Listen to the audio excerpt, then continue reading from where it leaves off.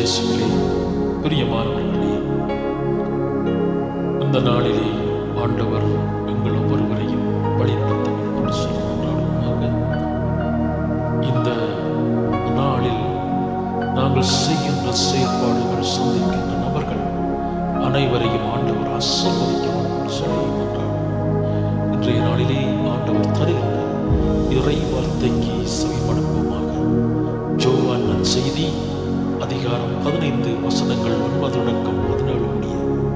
அக்காலத்தில் இயேசு தம் சீடரை நோக்கி கூறியது, என் தந்தை என் மீது அன்பு கொண்டுள்ளது போல நானும் உங்கள் மீது அன்பு கொண்டுள்ளேன். என் அன்பில் நிலைத்திருங்கள். நான் என் தந்தையின் கட்டளைகளை கடைபிடித்து அவரது அன்பில் நிலைத்திருப்பது போல நீங்களும் என் கட்டளைகளை கடைபிடித்தால் என் அன்பில் நிலைத்திருப்பீர்கள்.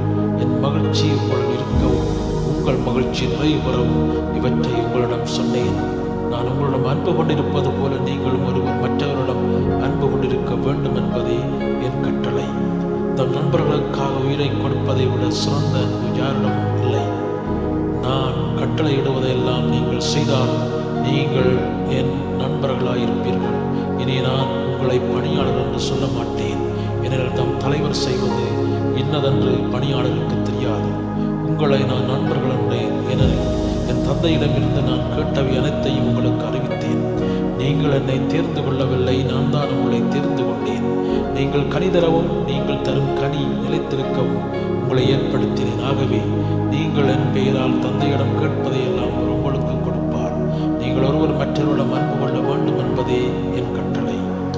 இது வாழ்வு தரும் கிறிஸ்துவின் நற்செய்தி.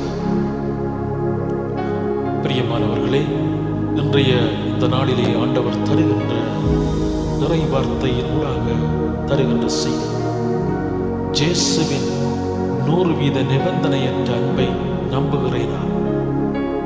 தம் தந்தையை அன்பு செய்த இயேசு தம் சீடரை அன்பு செய்த நிலையை சொல்கிறார். அதன் மூலம் தம் சீடர்கள் அடுத்திருப்பவரை அன்பு செய்ய வேண்டும் என்கிறார்.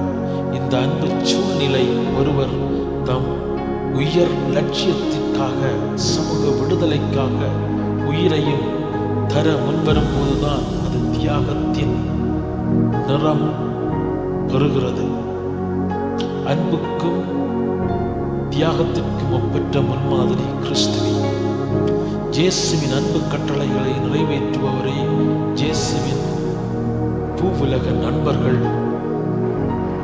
இயேசுவில் இருந்து புறப்பட்டிருக்கும் அன்பை நம் வழியாக, திருவை வழியாக பிறருக்கு வழங்கும் போது அது இறை மகிழ்ச்சியை நமக்குள் ஊற்றெடுக்க வைக்கிறது. சுதந்திரத்தையும் சகோதரத்துவத்தையும் சுமந்து நிற்கும் வடிவங்களாக நம்மை மாற்றுவோம்.